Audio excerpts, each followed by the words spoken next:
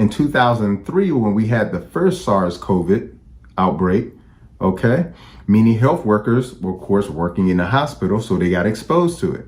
And so they actually checked the antibodies and checked the natural immunity for these healthcare workers, okay?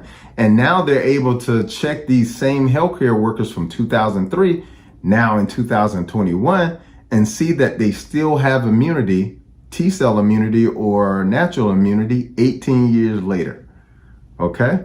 And again, SARS-CoV-1 is like the sister to the current SARS-CoV that we're going through. So that's really important to understand. That's a huge differentiator. So the other thing is that we have control over our natural immunity, okay? Our ability to build white blood cells, T cells, to make our natural immunity strong is heavily affected by exercise and nutrition, okay? So depending on the level of exercise or activity we have physically, depending on how good our diet is, will directly affect our natural immunity. So we can make a choice to exercise more. We can make a choice to eat better foods, more fruits, more vegetables, more nuts, more seeds, okay? And as a result, improve our natural immunity.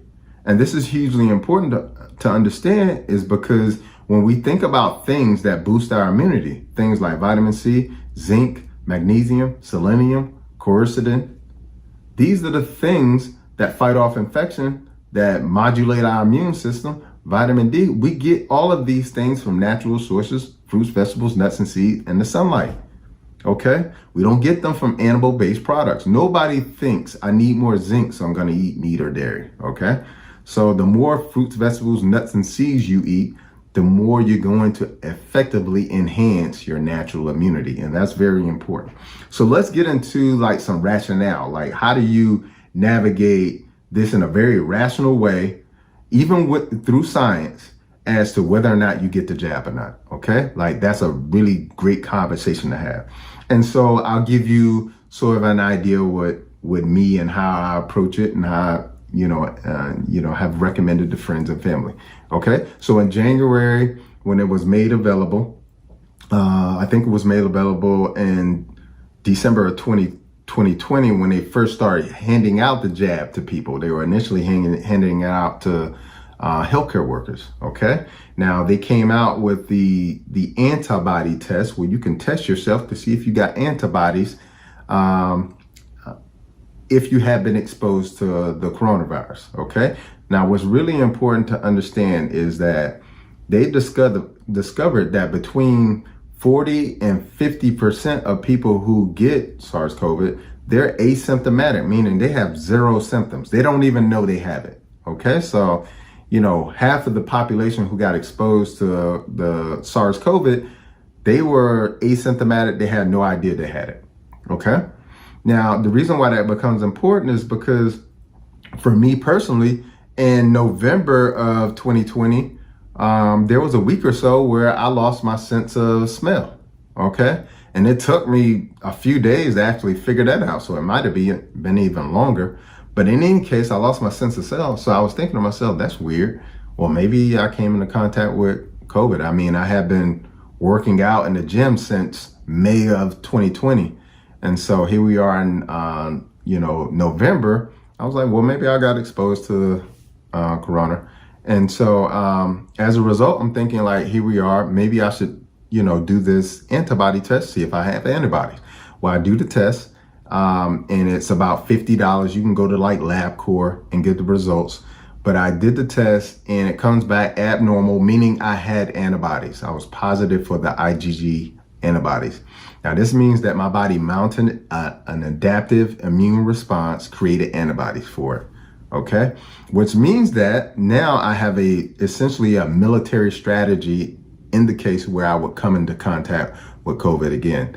And if you look at the rates of reinfection with COVID, it does happen, but it's very low. So that's really important to understand. So it means that if I have antibodies and if I come in contact with, again, in most cases, especially for a healthy person who doesn't have any of those comorbid conditions that we know now, if you are have high blood pressure, have had a stroke, cardiovascular disease, diabetes, obese, this increases your risk factor for having a severe infection of SARS-CoV. So we know that to be true.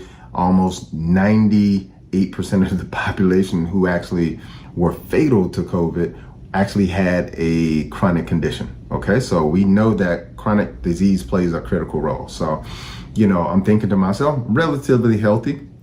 I'm not even sure if I had COVID, but I did have that week or so where I wasn't able to smell. So let me get the antibody test. Comes back, I do have the IgG antibodies, which means that I probably came into the contact with corona and then developed the antibodies. So that's one side of the equation. I have the antibodies. Okay.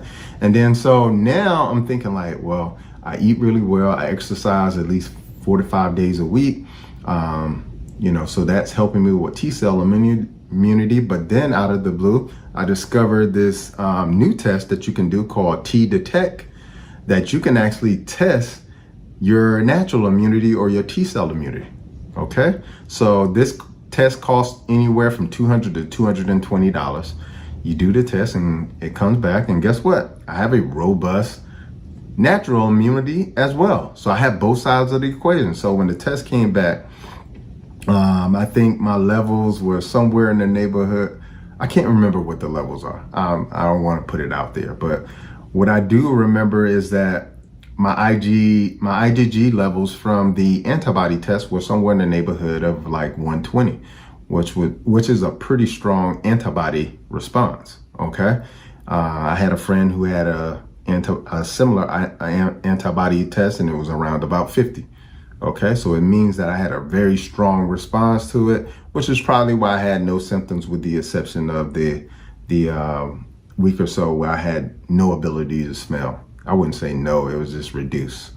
And so do the T-Detect test, comes back, you have T-cell immunity as well. Okay, and given the fact that healthcare workers who were exposed to essentially the sister of this SARS-CoV-1, who were exposed to SARS-CoV-1, and they still have immunity 18 years later, that helped me clearly understand that not only is our immune system capable of fighting, a condition like SARS-CoV, but it's also capable of fighting it for a very long time.